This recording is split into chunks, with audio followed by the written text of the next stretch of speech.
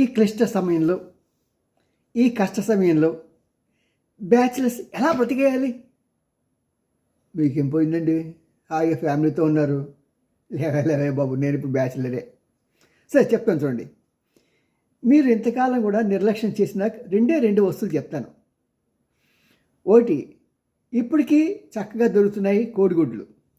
Exports ఆగిపోవటం వలన కోడిగుడ్లు కూడా ₹3 నుంచి ₹5 లోపల దొరుకుతున్నాయి. చక్కగా 2 కోడిగుడ్లు తీసుకొని ఉడకబెట్టుకొని తినేయండి, బ్రేక్ఫాస్ట్ బ్రహ్మాండం. అది కాదు అని అనుకోండి, నెక్స్ట్ వచ్చేప్పటికి బ్రెడ్ ఉంది కదా, బ్రెడ్ ₹45కి ₹50 దొరుకుతుంది. అది 2 రోజులు చక్కగా తినచ్చు. బటర్ కానీ లేకుంటే మీకు ఏదైనా తీపి తినాలంటే ఆ క్రీమ్ కానీ నంచుకొని ఒక హాఫ్ తినేయచ్చు. దాంట్లో మీరు మళ్ళీ దాన్ని మార్చటం, కాల్చటం ఇవన్నీ పెట్టుకోకండి. ఇవన్నీ కరెక్ట్, మళ్ళీ ఖర్చు ఎక్కువ. సూక్ష్మంలో మోక్షం అంటారు సరా. ఇంకా చెప్పాలంటే ఈ క్యాబేజీ ఉంటుంది సరా, క్యాబేజీ సన్నటి ముక్కల్లా చేసేసుకొని 2 వీటి పక్కన బ్లడ్ స్లైసెస్ పక్కన పెట్టుకుని తింటే భలే మజా ఉంటుంది, బలంగా ఉంటుంది. మరి ఇది బ్రేక్ఫాస్ట్. మీకు అంతకుముందు నేను చెప్పే కదా లంచ్ ఎలా చేయాలి అనేది. ఏం లేదు, సింపుల్గా మీ ఇంట్లో కుక్కర్ ఉంటే కుక్కర్, ఇండక్షన్ స్టవ్ ఉంటే ఇండక్షన్ స్టవ్ మాత్రం ఎలాగో అలాగో కొనుక్కోండి. ఎక్కడో ఒకటి పట్టండి, ఉంటాయి, చాలా ఉంటాయి. చాలామంది ఫ్యాషన్ కోసం కొన్నవాళ్ళు ఉంటారు, వాళ్ళు పెద్ద వాటర్ అలాంటివి ఏమి ఉంటే పట్టుకోండి.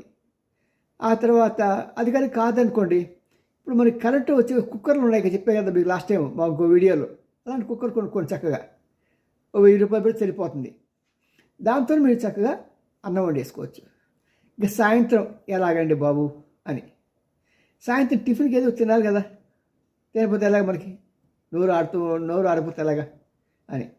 దానికోసం ఏముందండి, హల్దీరాము ₹5కి, ₹10కి చిన్న చిన్న ప్యాకెట్ దొరుకుతున్నాయి. అది వేసుకుని ఒక టీ తాగేసి అనుకోండి.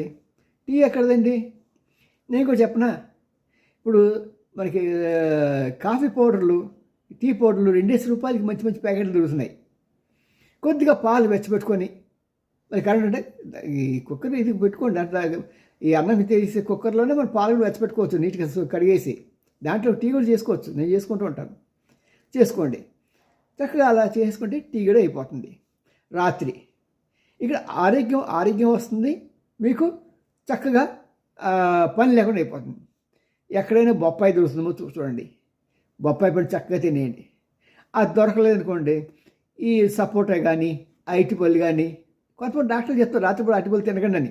ఏం పర్వాలేదు, తినేయండి, ఎక్కువ తినకండి, 2-3 తినేసి హాయిగా చక్కగా పడుకోండి. పొద్దున్న